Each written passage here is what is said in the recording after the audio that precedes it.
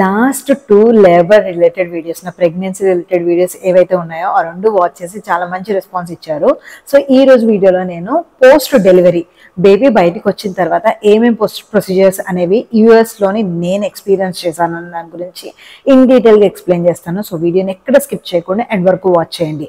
ఈ వీడియో చేయడానికి రీజన్ ఏంటంటే చాలామంది లేబర్ వర్క్ మాత్రమే, బేబీ బర్త్ వర్క్ మాత్రమే వీడియోస్ చేశారు. లైక్ తెలుగులో అయితే ఒక్క వీడియో కూడా నేను ఈ టాపిక్ పైన చూడలేదు.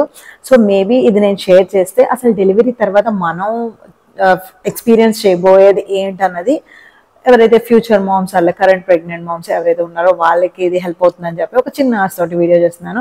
వీడియోని ఎండ్ వరకు వాచ్ చేయండి. ఇన్ కేస్ మీరు ఆల్రెడీ డెలివరీ ఇది గో త్రూ అయ్యి ఉంటే కనుక మీరు ఏమి ఎక్స్పీరియన్స్ చేశారన్నది కింద కమెంట్ సెక్షన్లో మెన్షన్ చేయండి. సో దట్ లైక్ ఈ వీడియో వాచ్ చేసే వాళ్ళు ఎవరైతే ఉన్నారో వాళ్ళకి అది చాలా హెల్ప్ఫుల్ అవుతుంది. ఇంకా డిలే చేయకుండా let's get into the video. Video start చేసే ముందు welcome back to my YouTube channel voice of software. నేను మీ ప్రతిష్ ఆయనపూడి.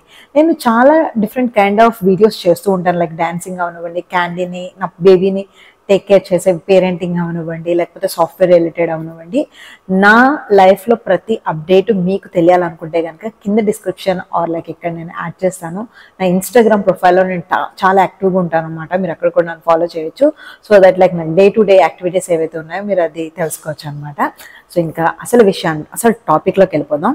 సో లాస్ట్ నేను ఎక్కడి వరకు స్టాప్ చేశానంటే బేబీ డెలివరీ అయిన వరకు స్టాప్ చేశాను. సో డెలివరీ అయిన తర్వాత ఏమవుతుంది అన్నదే నేను ఇక్కడ ఎక్స్ప్లెయిన్ చేస్తాను అనమాట. సో క్యాండీ బయటకు వచ్చిన తర్వాత తను కొన్ని మెడికల్ ప్రొసీజర్స్ అనేది ఫాలో చేశారు. లైక్ తను వెయిట్ చెక్ చేయడం, హెడ్ సర్కమ్స్టెన్స్ చెక్ చేయడం, అండ్ తనకి గ్లూకోజ్ చెక్ చేశారనమాట. ఎందుకు చెక్ చేశారంటే నాకు గెస్టేషనల్ ఉంది. సో అందుకోసం తనకి గ్లూకోజ్ది చెక్ చేసి మానిటర్ చేశారు. ఆ మానిటర్ చేసినప్పుడు ఫస్ట్ అబ్నార్మల్ అని వచ్చింది. మళ్ళీ నెక్స్ట్ డే మార్నింగ్ చేశారనమాట. సో అప్పుడు తనకి నార్మల్ అని వచ్చింది. అందుకోసమనే క్యాండీ ఫస్ట్ బర్త్ ఫోటో ఏదైతే ఉంటుందో దాంట్లో తన కాలు పైన పించ్ చేసి ఉంటారు. అందుకని నేను కాల్ని కట్టు ఉంటుంది అనమాట. సో చాలా మంది అప్పుడు నన్ను క్వశ్చన్ చేశారు, ఏంటి క్యాండీకి ఏమైంది అని చెప్పి. పాప విషయంలోని తనకి దాని పేరంటే మంగోలియన్ స్పాట్స్ అంటారన్నమాట. అంటే బాడీలోని చాలా ఏరియాస్లోని గ్రీన్ కలర్లోని మచ్చలు లాంటివి ఉన్నాయి. సో అప్పుడు నాకు ఒక పీడియాట్రిషియన్ వచ్చినప్పుడు ఆయన ఏం చెప్పారంటే ఇది మోస్ట్లీ సౌత్ ఏషియన్ పీపుల్ వాళ్ళకి వచ్చే ఒక మంగోలియన్ స్పాట్స్ ఇది స్లోగానే పోతుంది. దానికోసం మనం ఏమీ చేయాల్సిన అవసరం లేదు. కొంతమందికి మంత్స్లో పోతుంది, కొంతమందికి ఇయర్స్లో, కొంతమందికి అడల్ట్ వచ్చిన తర్వాత పోతాయి అని చెప్పారు. సో క్యాండీ బాడీలో చాలా ఏరియాస్లోని ఆ మంగోలియన్ స్పాట్స్ అనే ఉండింది. అది ఎందుకు వస్తుంది ఏంటన్నది డాక్టర్ కూడా ఏమీ చెప్పలేదు అన్నమాట నేను అడిగిన దానికి. సో అది చాలా వీపు మీద మొత్తం ఉండింది. తన లెగ్ ఫుల్గా నీ నుంచి కింద వరకు మొత్తం అంతా గ్రీన్ కలర్లోనే ఉండేదన్నమాట. సో అది వన్ థింగ్ లైక్ నేను అబ్జర్వ్ చేసింది. అండ్ తనకి గ్లూకోజ్తో పాటు నేను తనకి హెచ్పి చెక్ చేయలేదు, లైక్ బ్లడ్ గ్రూప్ ఏంటన్నది డాక్టర్స్ చెక్ చేయలేదు అనమాట. నేను అది ఆఫ్టర్ మెనీ మంత్స్ తర్వాత నా పాప బ్లడ్ గ్రూప్ ఏంటో నాకు తెలియదు కాబట్టి నేను వెళ్ళి డాక్టర్ని అడిగాను. పీడియాట్రిషియన్ అడిగినప్పుడు ఆయన ఏం చెప్పారంటే ఎప్పుడైతే మదర్ది యూనివర్సల్ డోనర్ అయి ఉంటారో అప్పుడే బేబీ యొక్క బ్లడ్ గ్రూప్ చెక్ చేస్తారంట. అది యుఎస్లో మొత్తం అన్ని ఏరియాస్లో సేమా కాదా అన్నది నాకు తెలియదు. ఫ్లోరిడా, విన్నీ పాలిమర్, ఒర్లాండో లొకేషన్లో అయితే మాత్రం వాళ్ళు చెక్ చేయట్లేదు. నేను డాక్టర్ని అడిగినప్పుడు కూడా ఇది ఫ్లోరిడా రూల్స్ బట్టి మేము చెక్ చేయం, ఓన్లీ ట్రాన్స్ప్లాంటేషన్ ఉంటే మాత్రమే మేము బ్లడ్ గ్రూప్ తెలుసుకుంటాం బేబీది, unless until you don't need that అని చెప్పి అన్నారన్నమాట. సో క్యాండీకి ఇప్పుడు 14 months. క్యాండీ యొక్క బ్లడ్ గ్రూప్ నాది వచ్చిందో మా హస్బెండ్ వచ్చిందో తెలియదు అనమాట. We both have like different blood groups. So అది first thing. Blood group check చేయలేదు. దాని తర్వాత తనకి నెక్స్ట్ డే క్యాండీకి ఇయర్స్ చెక్ చేశారనమాట. సో ఇయర్స్ పనిచేస్తున్నాయా లేదని చెప్పి యూఎస్లో ఎలా చెక్ చేస్తారంటే ఒక హెడ్ ఫోన్స్ లాంటిది పెడతారు, ఒక మానిటర్ ఉంటుంది. ఆ మానిటర్లోని రీడింగ్ తెలుస్తుంది అనమాట. ఇది ఒక 1 hour టెస్ట్ అనమాట. ఆ 1 hour హెడ్లో పెట్టినప్పుడు అది రీడింగ్ ఎంత 100% రావాలంట. క్యాండీకి ఒక ఇయర్ మాత్రం 100% వచ్చింది, ఇంకొక ఇయర్ 100% రాలే, జస్ట్ 50 అంతా వచ్చింది. అప్పుడు నర్స్ ఏం చెప్పారంటే నాకు మేబీ వాటర్ ఉండడం వల్ల వాటర్ ఇంకా డ్రై అవ్వలేదు అనుకుంటా, నేను ఇంకో 1 hour తర్వాత వచ్చి చెక్ చేస్తానని చెప్పి అన్నారు. తను 2 hours తర్వాత వచ్చి మళ్ళీ సెకండ్ టైం చెక్ చేశారు. సెకండ్ టైం చెక్ చేసినప్పుడు కూడా క్యాండీ 50% మాత్రమే హీరింగ్ పాస్ అయింది, మిగతా 50% ఫెయిల్ అయింది అనమాట. సో వాళ్ళు అప్పుడు ఏం చెప్పారంటే దీని గురించి మీరు వరీ అవ్వాల్సిన అవసరం లేదు, మోస్ట్లీ మన ఉమ్మ నీరు ఏదైతే ఉంటుందో అది చెవిలోకి వెళ్ళడం వల్ల కూడా ఈ ఇయర్ టెస్ట్ అనేది ఫెయిల్ అవుతుంది. మీరు 6 వీక్స్ తర్వాత మళ్ళీ వచ్చి ఇయర్ టెస్ట్ చేయించుకోండి అని చెప్పి అన్నారన్నమాట. సో నేను అప్పుడే 6 వీక్స్ అప్పటి నుంచి ఒక 6 వీక్స్కి డేట్ చూసుకొని అపాయింట్మెంట్ అనేది తీసుకున్నాను. సో ఇక్కడే విన్నీ పాలిమర్ హాస్పిటల్లోనే ఇయర్ చెక్ చేసేది కూడా ఉంటుందన్నమాట యూఎస్ఏలో. సో అక్కడికే వెళ్ళి చెక్ చేయించాను నేను. ఆ 6 వీక్స్ తర్వాత అది క్లియర్ అయిపోయింది అనమాట. తనకి ఒకే ఒక వ్యాక్సిన్ వేశారు. ఆ వ్యాక్సిన్ ఏంటనేది నేను ఇక్కడ మెన్షన్ చేస్తాను. సో యూఎస్లో ఫస్ట్ పుట్టినప్పుడు వేసిన వ్యాక్సిన్ మాత్రం ఇది మాత్రమే వేశారన్నమాట. మనకి ఇండియాలోని టీకా లాంటివి ఉంటాయి కదా, ఇక్కడ అలా ఏం లేదు, జస్ట్ ఒక వ్యాక్సిన్ మాత్రమే ఉండింది. అది బేబీకి రిలేటెడ్ అనమాట. సో బేబీకి ఇక్కడి వరకు చూశారు. మదర్గా నేను డెలివరీ చేసిన తర్వాత, సో లాస్ట్ పుష్లో బేబీ వచ్చేస్తుంది కదా, బేబీ వచ్చిన తర్వాత మళ్ళీ నన్ను కపుల్ ఆఫ్ పుషెస్ ఇవ్వమని చెప్పారన్నమాట. ఎందుకనంటే మన స్టమక్లో బ్లీడింగ్ ఏదైతే ఉండిందో అది క్లియర్ చేయాలి అని చెప్పి అన్నారు. సో దానికోసం అని చెప్పి నాకు అటెండ్ ఎవరైతే ఉన్నారో, నర్స్ ఎవరైతే ఉన్నారో తను చాలా హెల్ప్ చేసింది. తను ఏం చెప్తుందంటే లాంగ్ బ్రీత్ తీసుకొని 3 సార్లు అని వదలాలన్నమాట. సో అలా 3 సార్లు వదిలినప్పుడు లేబర్ అనేది ఈజీ అయింది. సో నేను ఇదే బ్రీతింగ్ టెక్నిక్ ఫాలో అయ్యాను. సో అలా వెయిట్ చేసినప్పుడు తను ఒక్కసారి నాతో అన్నారు, అంటే నేను స్టమక్ని ప్రెస్ చేయొచ్చా, సో దట్ లైక్ లోపల ఈజీగా క్లీన్ అయిపోద్ది అని అన్నారు. సో ఆ టైంలో మనం కొంచెం ఓపిక తెచ్చుకుంటే చాలు. వజినల్ డెలివరీ అయ్యే వాళ్ళు ఎవరైతే ఉన్నారో స్టమక్ని ఫోర్స్ఫుల్గా నొక్కుతారన్నమాట. నాకు ఒక 2 టైమ్స్ ప్రెస్ చేశారు, అలా మొత్తం స్టమక్ అంతా క్లీన్ చేసేసారు. సో క్లీన్ చేసేసిన తర్వాత బేబీ బయటకు వచ్చే ప్రొసీజర్లోని కొన్నిసార్లు బేబీ హెయిర్ వల్ల రప్చర్ అయ్యి మనకి రప్చర్ అవుతుందంట సర్విక్స్ వజినా ఏరియాలోని. సో అక్కడ ఇంటర్నల్గా స్టిచ్చెస్ అనేవి పడుతుంటాయి. సో నాకు ఒక టీ షేప్లో స్టిచ్చెస్ అనేది పడింది అనమాట. దానికోసం అని చెప్పి నాకు డాక్టర్ ఒక ఇంజెక్షన్ ఇచ్చి స్టిచ్చెస్ వేస్తాను అని చెప్పి అన్నారు. ఆ ఇంజెక్షన్ ఏంటంటే నమ్ కైండ్ అనమాట, మనకి అక్కడ సెన్స్ లేకుండా చేస్తుంది. అప్పుడు అది ఇచ్చి మనకి స్టిచ్చెస్ అనేది వేస్తారు. సో నాకు స్టిచ్చెస్ అలా పడ్డాయి. స్టిచ్చెస్ పడిన తర్వాత మనం ఇంకా గుడ్ టు గో, మనం జనరల్ రూమ్కి వెళ్ళిపోవచ్చు అనమాట. సో జనరల్ రూమ్కి వెళ్ళేటప్పుడు వాళ్ళు ఏమేమి కేర్ తీసుకోవాలన్నది వాళ్ళు చెప్పారన్నమాట. లెగ్స్ అయితే పోస్ట్ డెలివరీ నాకు చాలా స్వెల్లింగ్ ఉండింది. వాళ్ళు లెగ్స్ స్వెల్లింగ్ ఉందా లేదా చెక్ చేస్తారు. చెక్ చేసి అది స్లోగా తగ్గిపోతుందని చెప్పి అన్నారన్నమాట. అసలు త్రూ అవుట్ ప్రెగ్నెన్సీ నాకు ఎప్పుడు కూడా నా లెగ్స్ స్వెల్లింగ్ లేవు. కొంతమందికి వస్తుందంట, మరి ఎందుకనేది నాకు ఐడియా లేదు. మీకు తెలిసి కనుక కింద కమెంట్ సెక్షన్లో చెప్పండి. నాకు త్రూ అవుట్ ప్రెగ్నెన్సీ లేదు. డెలివరీ అయిన తర్వాత నెక్స్ట్ డే నాకు స్వెల్లింగ్ ఉంది. ఆ తర్వాత 3 డేస్కి తగ్గిపోయింది. మళ్ళీ కపుల్ ఆఫ్ డేస్ తర్వాత మళ్ళీ వచ్చింది. విత్ ఇన్ ఎ మంత్లో నా సరి అయిపోయింది అనమాట. నాకు మళ్ళీ స్వెల్లింగ్ అనేది అయితే ఏమీ రాలేదు. సో ఆ స్వెల్లింగ్ వచ్చిన టైంలో కూడా ఎటువంటి ప్రాబ్లం లేదు అని చెప్పి అని అన్నారు. సో లెగ్స్ స్వెల్లింగ్ ఒకటి నేను అబ్జర్వ్ చేశాను. రూమ్కి తీసుకెళ్ళిపోయిన తర్వాత బ్రెస్ట్ ఫీడింగ్ గురించి మాట్లాడారన్నమాట. రూమ్కి తీసుకెళ్ళక ముందే వాళ్ళు నాకు చెప్పింది ఏంటంటే skin to skin contact. So baby అప్పటి వరకు ఒక వార్మ్ ప్లేస్లో ఉంటుంది కదా, సో వార్మ్ ప్లేస్లో ఉండి ఆలోచించడం బయటకు వచ్చిన తర్వాత స్కిన్ టు స్కిన్ కాంటాక్ట్ ఇస్తే తను సెక్యూర్డ్గా ఉన్నట్టు ఫీల్ అవుతుందంట. సో నేను అందుకోసం అని చెప్పి క్యాండీకి డెలివరీ అయిన వెంటనే ఆ ఉంబలికా కార్డ్ తోటే తను తీసుకొచ్చి నాకు ఇక్కడ వేశారు. ఆ ఉంబలికా కార్డ్ కూడా కట్ చేసింది నా హస్బెండ్ అని అనమాట. సో అది హస్బెండే కట్ చేశారు. అది మనకి టప్ టప్ టప్ టప్ అనే హార్ట్ బీట్ లాగా అవుతూ ఉంటుంది. సో ఆ స్కిన్ టు స్కిన్ అనేది చాలా ఇంపార్టెంట్ అని అన్నారు. నేను ఆల్మోస్ట్ 1 మంత్ ఆ స్కిన్ టు స్కిన్ కాంటాక్ట్ అనేది చేసుకుంటూనే ఉన్నాను క్యాండీ తోటి. నెక్స్ట్ రూమ్కి తీసుకువెళ్ళారు. రూమ్కి తీసుకువెళ్ళిన తర్వాత బ్రెస్ట్ ఫీడింగ్ గురించి మీకు ఏమైనా డౌట్స్ ఉన్నాయా అని చెప్పి అడిగారు అనమాట. సో ఫీడింగ్ అక్కడ నర్స్ ఉంటారు. సో వాళ్ళు వచ్చి మనకి లాక్టేషన్ ఎక్స్పర్ట్స్ అనమాట. వాళ్ళు మనకి ఫీడింగ్ అది ఎలా చేయాలి ఏంటనేది అన్నీ చెప్తారు. ఇన్ కేస్ మీరు కనుక యూఎస్లో కానీ ఎక్కడైనా మీకు ఇలాంటి ఆపర్చునిటీ ఉంటే కనుక మీకు తెలిసినా తెలియకపోయినా వాళ్ళ యొక్క అడ్వైజ్ అనేది తీసుకోండి. నేను ఇందులో ఏముందిలే అని చెప్పేసి నేనైతే అడ్వైజ్ తీసుకోలేదు, లైక్ ఐ నో అన్నట్టుగా నేను బిహేవ్ చేశాను. సో ఫస్ట్ నాకు 1 డే తను ఫీడింగ్ చేసినప్పుడు 1 or 2 డ్రాప్స్ మాత్రమే బేబీ తీసుకుంటుందంట. సో నేను అలాగే ఒక కపుల్ ఆఫ్ టైమ్స్ ఫీడ్ చేశాను. నైట్ అదే రూమ్లో ఉండేటప్పుడు లైట్స్ ఆఫ్ చేసే ఉన్నాయి, వెరీ డిమ్ లైట్ ఒక్కటే వెలుగుతుండింది. నేను అప్పుడు నర్స్ని కూడా అడిగాను, కొంచెం లైట్ బ్రైట్ చేయడానికి ఏమైనా ఉంటుందా అని చెప్పి అడిగితే వాళ్ళు ఏమన్నారంటే, see baby is in a place where there is no light. లోపల స్టమక్లో లైట్ అదేం ఉండదు. సో లైట్ అనేది ఎందుకు యూజ్ చేస్తారు, యూజువల్గా పిల్లలు పుట్టినప్పుడు ఎందుకు యూజ్ చేస్తారంటే అని చెప్పిందంటే, తను చీకటిగా ఉండేటప్పుడు ఫీడింగ్ చేయడం కష్టం కాబట్టి లైట్ వేస్తారంట, బెడ్ లైట్. సో ఒకసారి ఫీడింగ్ మీకు అలవాటు అయిపోయిన తర్వాత మీరు రూమ్ లైట్ వేయాల్సిన అవసరం లేదు బేబీకి. Baby doesn't required a bed light అని చెప్పి అన్నారన్నమాట.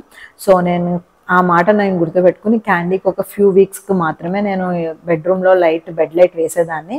దాని తర్వాత మోస్ట్ ఆఫ్ ద టైం నేను లైటే వేయించలేదు. ఓన్లీ ఫీడింగ్ టైంలో నాకు అవసరమైతే నేను పక్కనే స్విచ్ ఉండేది వేసుకునేదాన్ని అనమాట. సో ఇది వన్ థింగ్ నేను ఫస్ట్ టైం మదర్ అయినప్పుడు తెలుసుకున్న విషయం. నెక్స్ట్ వచ్చేసి ఫీడింగ్ గురించి వాళ్ళు సజెషన్ ఇచ్చారు కదా. నెక్స్ట్ వచ్చేసరికి వీళ్ళు ఆ ప్రొసీజర్లోని మనం ఎప్పుడైతే హాస్పిటల్లో ఉంటామో వీళ్ళు నేను ఎంత యూరిన్ పాస్ చేస్తున్నాను అండ్ లైక్ నేను పూ చేశాను అలా పాటీ చేశాను లేదా అనేది వాళ్ళు తెలుసుకున్నారన్నమాట. ఒక మెజరింగ్ కప్ ఇచ్చి నా యూరిన్ ఎంత నేను మెజర్ చేసుకోమని చెప్పి అన్నారు. సో నేను ఎవ్రీ టైం వెళ్ళినప్పుడు అది నేను మెజర్ చేసి అక్కడ రాయాలి. ఇన్ కేస్ నాకు ఇంటర్నల్గా బ్లీడింగ్ ఎక్కువ అవుతున్నా క్లాట్స్ కింద పడుతున్నా కూడా నేను అడ్రస్ చేయాలంట వాళ్ళకి. సో అడ్రస్ చేస్తే అది మేజరా కాదన్నది వాళ్ళు చూసి దానికి తగ్గ ట్రీట్మెంట్ అనేది ఇస్తారంట. సో నా కేసులో నేను అటువంటిది ఏది ఇబ్బంది పడలేదు, నార్మల్గానే అయ్యింది. సో వాళ్ళు ఎంత వాళ్ళకి ఒకటి ఉంటుంది కదా target. So I have to go these many times urine pass చేయాలి అండ్ లైక్ పాటీ చేయాలని ఉంటుంది కదా. అది నేను నెక్స్ట్ డే మార్నింగ్కే ఐ థింక్ నేను చేసేసాను. సో అందుకోసమో ఏంటో తెలియదు కానీ వాళ్ళు you're all good to go అని చెప్పి అన్నారు అన్నమాట. సో 24 hours కూడా నేను హాస్పిటల్లో ఉండాల్సిన అవసరం రాలేదు. వాళ్ళు నెక్స్ట్ డే మార్నింగే వచ్చేసి నేను వెళ్ళిపోవచ్చు అని చెప్పి అన్నారు. ప్రొసీజర్స్ అంతా కంప్లీట్ అవ్వడానికి ఈవినింగ్ అవుతుంది అని చెప్పి అన్నారు అనమాట. సో ఈ గ్యాప్లోని వాళ్ళు నాకు చాలాసార్లు నా బీపీ కానివ్వండి నా టెంపరేచర్ కానివ్వండి చెక్ చేసుకుంటూనే ఉన్నారు. హాస్పిటల్లోని నేను తెలుసుకున్న ఒక విషయం ఏంటంటే మనకి గనక చలేసి షివరింగ్ అయితే గనక ఇక్కడ హాస్పిటల్లోని మనం వామ్ బెడ్షీట్ ఉందా అని చెప్పి అడగాలన్నమాట. సో వాళ్ళు ఒక బెడ్షీట్ ఇస్తారు. అదేంటంటే మైక్రోవేవ్లో కొంచెం వేడి చేస్తే ఇస్తారో ఏంటో తెలియదు కానీ అది చాలా హాట్గా ఉంటుంది బెడ్షీట్. అది కప్పుకుంటాం అనమాట. సో నేను అది ఫస్ట్ టైం ఎమర్జెన్సీ వాటికి వెళ్ళినప్పుడు నాకు తెలుసుకున్నాను. సో తర్వాత నేను అది అడిగితే మళ్ళీ నాకు తెచ్చిచ్చారు. అది వన్ థింగ్. ఫుడ్ కూడా అక్కడే అన్ని రకాల ఫుడ్ ఉండింది. మనం హోమ్ ఫుడ్ కూడా తెచ్చుకోవాల్సిన అవసరం లేదు. నాకు హాస్పిటల్లోనే న్యూట్రిషన్ రిలేటెడ్ ఫుడ్ ఉంది. బట్ నాకేంటంటే కొంచెం క్రేవింగ్స్ అవి ఎక్కువ ఉండింది. ఎందుకంటే నేను ప్రెగ్నెన్సీ డెలివరీ అయ్యే ముందు, డెలివరీకి 2 days ముందు అనుకుంటే నాకు మ్యాంగో లస్సీ తాగాలనిపించింది. బట్ నాకు అది దొరకలేదు కాదు, నాకు ఛాన్స్ రాలేదు తాగడానికి. ఫైనల్లీ డెలివరీ అయిన తర్వాత నేను మ్యాంగో లస్సీ తాగాను అనమాట. సో ఫ్రూట్స్ అవి కూడా తినేసాను, బాగా తినేసాను. గెస్టేషనల్ ఉండడం వల్ల నేను చాలా వరకు ఫుడ్ అవాయిడ్ చేశాను. బట్ ఒక్కసారి డెలివరీ అయిన తర్వాత వితిన్ 24 hours అన్నీ తినేసాను, కాఫీతో సహా. కాఫీ అయితే థ్రోట్ ప్రెగ్నెన్సీ నేను తాగలే, అప్పుడైతే బలబల తాగేసాను అనమాట. సో ఇది ఒకటి. నెక్స్ట్ వచ్చేసరికి యూజువల్గా నేను చాలా వీడియోస్లో చూశాను హాస్పిటల్ బ్యాగ్ రెడీ చేసుకోవాలని నేను చూశాను కదా. నా వరకు అయితే నేను హాస్పిటల్ బ్యాగ్ అనేది ప్రిపేర్ చేసుకోలేదు. నేను తీసుకెళ్ళిందల్లా కూడా బేబీకి నాకు హాస్పిటల్ నుంచి ఇంటికి వచ్చేటప్పుడు ఏం డ్రెస్ వేసుకోవాలన్నది మాత్రమే నేను తీసుకున్నాను అనమాట. మిగతా ఏదైనా కూడా నాకు కానీ బేబీకి కానీ మొత్తం హాస్పిటల్ వాళ్ళే ప్రొవైడ్ చేశారు. స్టార్టింగ్ ఫ్రమ్ బేబీ డైపర్స్, మన నాప్కిన్స్లోని మనకి ఏది కంఫర్ట్ మొత్తం అన్ని ఆప్షన్స్ అక్కడే హాస్పిటల్లో ఉన్నాయన్నమాట. మనకు కావాల్సింటే ఎక్స్ట్రా కూడా వాళ్ళు ఇస్తారు. ఎక్స్ట్రా కూడా మనం అడిగితే మనకి హాస్పిటల్ నుంచి డిశ్చార్జ్ బ్యాగ్లో కూడా వాళ్ళు ప్యాక్ చేసి ఇచ్చారు నాకు. సో ఇవేవి నాకు అవసరం పడలేదు. అండ్ లైక్ నా మైండ్లో ఉన్నది ఏంటంటే ఇన్ కేస్ నాకు ఏదైనా అవసరమైనా కూడా my home is just 30 minutes drive. So 30 minutesలో మా హస్బెండ్ వెళ్ళి తీసుకొస్తారు కదా నాకు అవసరమైతే అన్న ఒక ఉద్దేశంతో ఉన్నాను. బట్ అంతసేపు నేను హాస్పిటల్లో కూడా లేను. 12 o'clock వెళ్ళాము ఫ్రైడే. నెక్స్ట్ డే ఈవినింగ్ 5:30-6 ఆ టైంకి మేము ఇంటికి వచ్చేసాము. So this is my post labour journey. So హాస్పిటల్లోని నాకు బాగా నచ్చిన ఇంకొక విషయం ఏంటంటే డెలివరీ అయిన తర్వాత వాళ్ళు నాకు హాస్పిటల్ నుంచి కపుల్ ఆఫ్ టైమ్స్ కాల్ చేశారన్నమాట. నేను ఎలా ఫీల్ చేస్తున్నాను, నా హెల్త్ ఎలా ఉండింది, నాకు ఏమైనా డిప్రెషన్ ఉందా, పోస్ట్ పార్టమ్ మూడ్ స్వింగ్స్ ఏమైనా ఉన్నాయా, ఇలాంటివన్నీ వాళ్ళు తెలుసుకుంటూ ఉన్నారన్నమాట. సో యూజువల్గా నాకు పోస్ట్ పార్టమ్ డిప్రెషన్ దాని గురించి నాకు పెద్ద ఐడియా లేదు.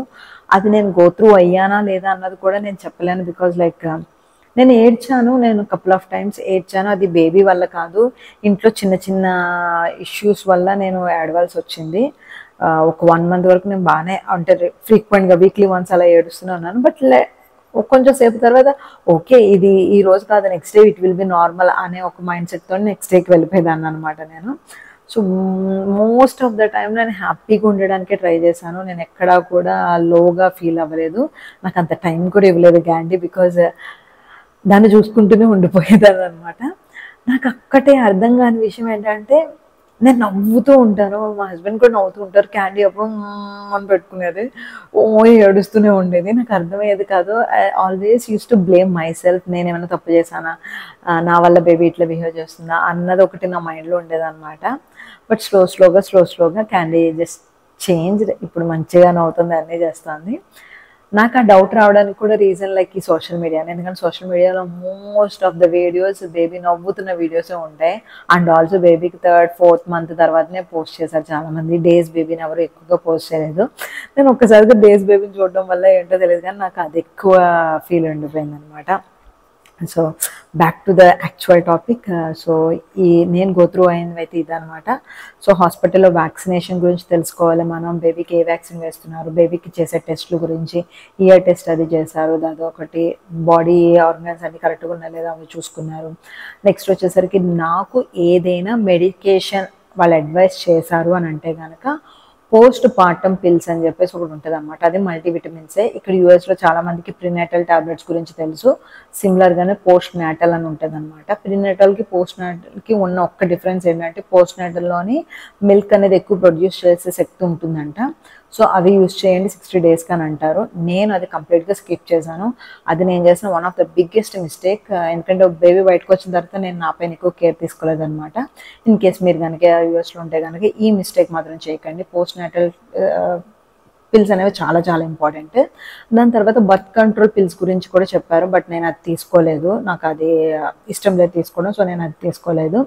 తర్వాత వచ్చేసరికి బాడీ పెయిన్స్ అవి లాంటివి ఏమైనా ఉంటే కనుక ఐబుప్రోఫెన్ టాబ్లెట్స్ ఇచ్చారనమాట. సో ఎప్పుడైనా మీకు పెయిన్ ఫీల్ అయితే అది చేయమన్నారు. నేను బ్రెస్ట్ ఫీడింగ్ టైంలో చాలా అంటే చాలా గో త్రూ అయ్యాను. దాని గురించి మీకు నేను నెక్స్ట్ వీడియోలో చెప్తాను. ఆల్రెడీ వీడియో చాలా లెంతీ అయిపోయింది. నేను మీకు బోర్ కొట్టించుంటే కనుక ఐఎమ్ ఎక్స్ట్రీమ్లీ సారీ. నేను ఏం ఎక్స్పీరియన్స్ చేశాను అన్న దాన్ని మాత్రమే నేను వీడియో రూపంలో మీకు చెప్పాలనుకున్నాను. అండ్ ఆల్సో లైక్ ఈ సిరీస్ ఆఫ్ వీడియోస్ చేయడానికి రీజన్ ఏంటంటే చాలా డేస్ గురించి ఈ వీడియోస్ అడుగుతున్నారు. అండ్ నేను నా ఫ్యూచర్ వీడియో ఏదైతే ఉండిందో అమెరికాలో మా ఇంటి గృహ ప్రవేశం వీడియో కోసం ప్రాక్టీస్ చేసుకుంటున్నాను. సో దానికోసం అని చెప్పేసి నేను కపుల్ ఆఫ్ వీడియోస్తో చెయ్యాలి, చేస్తే నాకు మాట్లాడడం వస్తుంది సరిగ్గా అని చెప్పేసి నా ఎక్స్పీరియన్స్ అంతా కూడా ఇక్కడ కెమెరా ముందు ఎక్స్ప్రెస్ చేస్తున్నాను అనమాట. హోప్ మీకు కనుక ఈ వీడియో నచ్చినట్టయితే అండ్ మీరు ఎలాంటిది ఎక్స్పీరియన్స్ చేశారో అనేది నాతో షేర్ చేసుకోవాలంటే కనుక కింద కమెంట్ సెక్షన్లో మెన్షన్ చేయండి. నేను నెక్స్ట్ వీడియోలోని క్యాండీ బాత్ రిలేటెడ్ వీడియో ఒకటి ఉంది. It's like super cute video, Candy's first bath. అది నేను నెక్స్ట్ వీడియోగా పోస్ట్ చేశాను. దాని తర్వాత లైక్ బెస్ట్ ఫీడింగ్ స్టోరీస్ చెప్తాను. ఇంకా అలా కపుల్ ఆఫ్ వీడియోస్ నా మైండ్లో ఉన్నాయి, అవన్నీ కూడా నేను షేర్ చేస్తాను. అవేవి మీరు మిస్ అవ్వకూడదు అనుకుంటే కనుక మర్చిపోకుండా ఛానల్ సబ్స్క్రైబ్ చేసుకోండి. అండ్ లైక్ ఈ వీడియోని లైక్ చేసి మీ ఫ్రెండ్స్ అండ్ ఫ్యామిలీ మెంబర్స్కి షేర్ చేయండి. Thank you so much for watching this video. See you soon in my next video. Bye by.